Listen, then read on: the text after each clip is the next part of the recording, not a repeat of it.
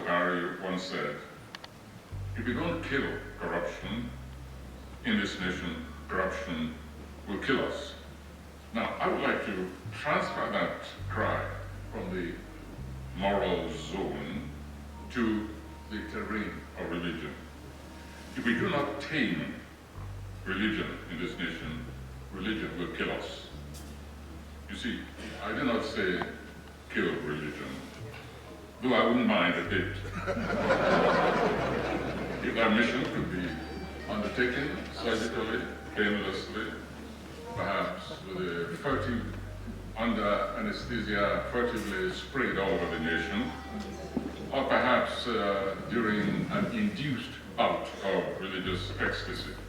However, one has to be realistic. Religion is now embedded in the human genome, and it's futile to bemoan its presence. Nonetheless, I think only the religiously possessed or committed will deny the obvious. The price that many have paid, not just within this society, but by humanity in general, makes one wonder if the benefits have really been worth the losses. I've tried often to imagine what the world would be like if religion had never been invented. Can one think of a world that had never heard the stirring music inspired by devotional religious feeling? Or can one imagine a landscape, any landscape, without some form of religious?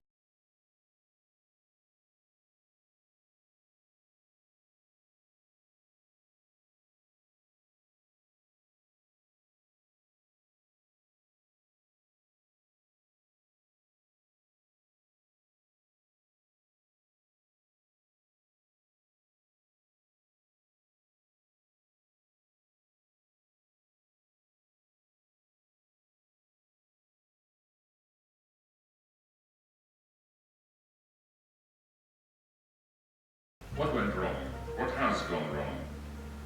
Where, when, and how did the war occur that turned religion often into little more than a killing machine? Let me hasten to state that the book under consideration does not pretend to address those issues. Its parameters of inquiry are set out very clearly and efficiently. They are not directed at the phenomenon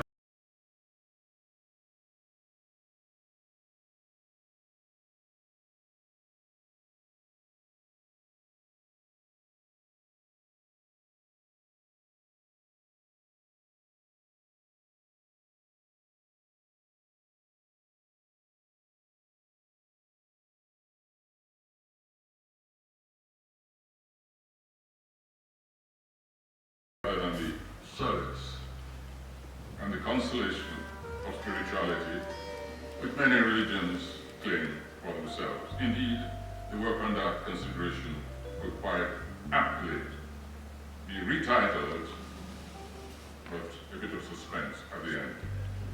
Only a few days ago, our honored guest here, another salvo came from his part of Abuja this time. He said, as reported by the Punch, those killing people for religion are insane. Now, this is an attempt, an expression of deep bafflement and frustration. In words that just simply attempt to express what millions have felt with the same sense of helplessness. As for the custodians of religions, especially those called with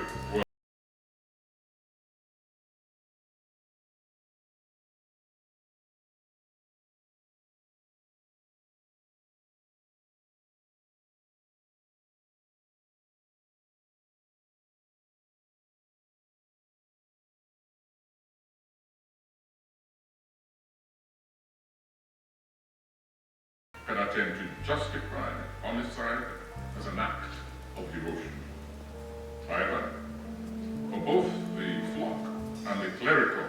spiritual leaders, it is simply no longer sufficient to say this or that form of conduct is not permitted by this religion or the other. Or those who do this or that are not true believers of this prophet or avatar or sage. Or that this action or this sect is a perversion of religion.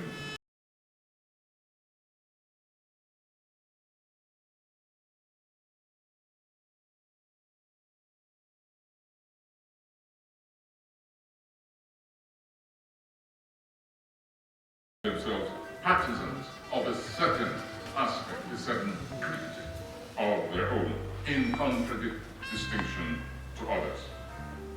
Whatever concerns the rest of us, no matter the internal wranglings, rivalries, dogmatic contestations within any religion, what concerns us is that the innocent are often those who pay the highest price. The innocent, even the non-adherent to one line of belief or another. Now, what exactly is religion? That is the question which we must answer. And it's one which I think should be taught in schools. I'm not talking about religious studies. I'm talking now about the study of religion, of itself. What exactly is religion? Now, as a humanist, let me contribute my little bit through the following definition. Religion is simply the structuring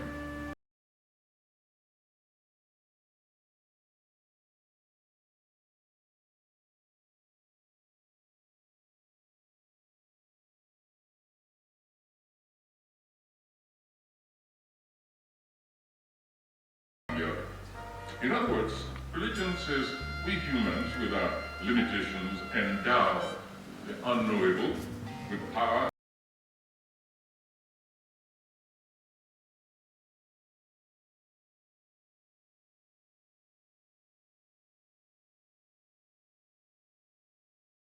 Ironic product of human inadequacy, a refusal to accept that what we can touch, feel, quantify, explore or exploit is all that there is to human.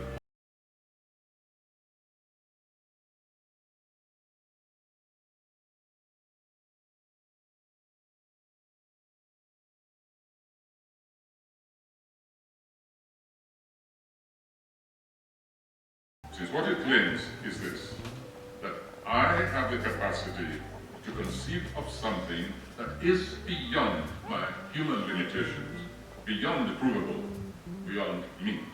Now that is admirable.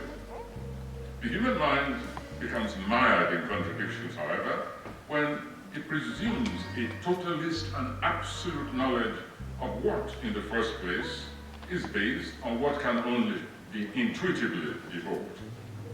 It undermines the human creative authority, since it steps outside its own acknowledged limitations and not only presumes to know, but proceeds to legislate for the conduct and beliefs of others based on its own imaginings.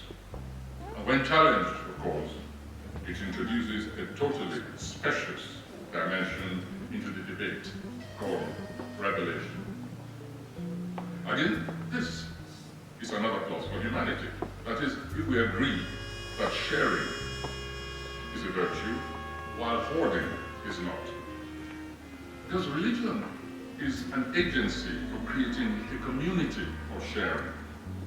This includes a development of interior life, and thus an enrichment of the total being, including the collective being called humanity.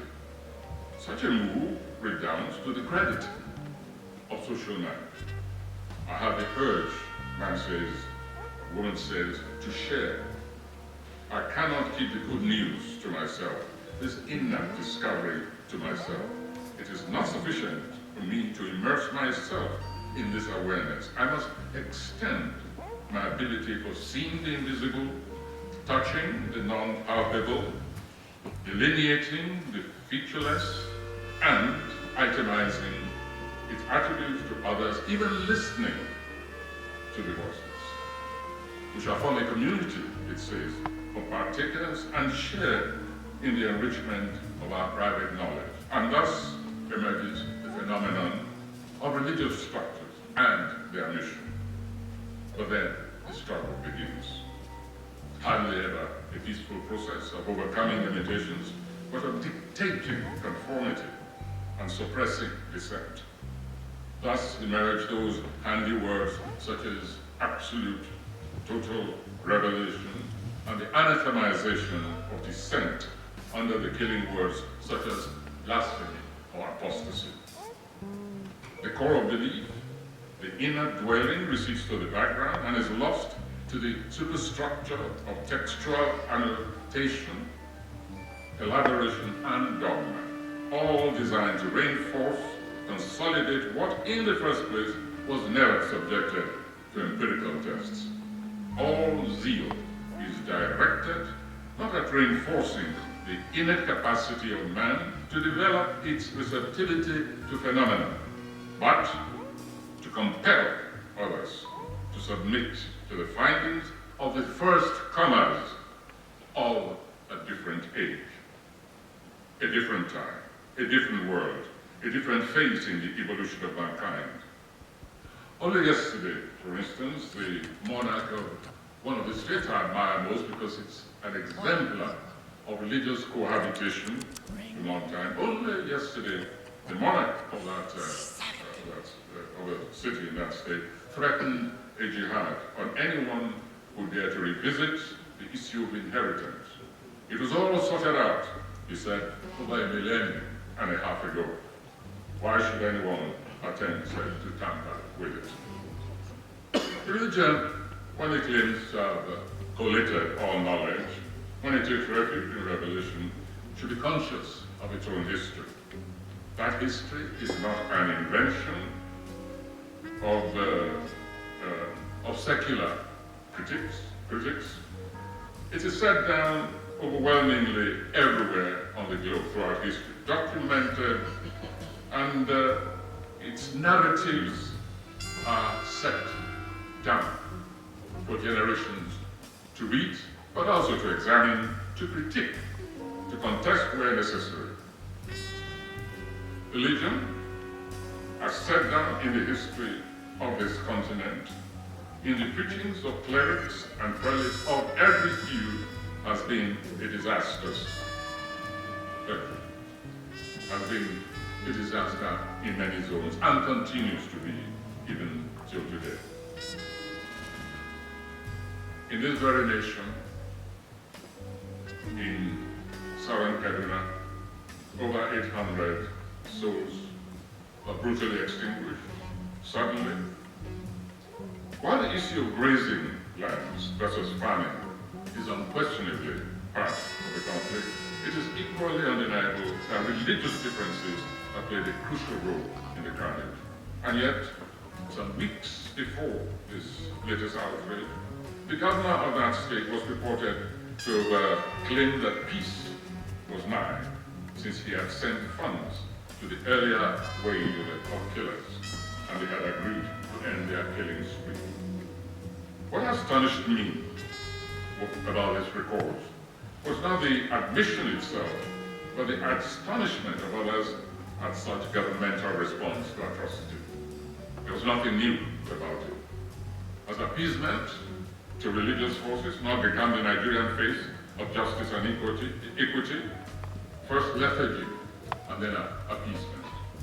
Wasn't Boko Haram, Mohammed Yusuf, wasn't he the beneficiary of appeasement in a similar fashion before he proved, his followers proved what his real agenda was? And yet people, sometimes even revisionists still say today, this was a peaceful religious body which only asked to be left alone, etc., etc. Oh no, this is not true. This is part of the language of appeasement. Well, Southern Sudan, beg your pardon, Southern Kaduna has reminded us once again that the monster always lurking, waiting to pound under the rubric of religion. People ask why General Buhari did not act fast enough, how he doesn't act fast enough. when these events take place, we degrade us as human beings. Well, I suggest that it's perhaps we've been waiting for the governor of that state to send money to the killers first, which would of course stop the killing. With an apology to the author of this book, I remain pessimistic, and so he must forgive me. If, in reading the title of this book, all I see is religion and the unmade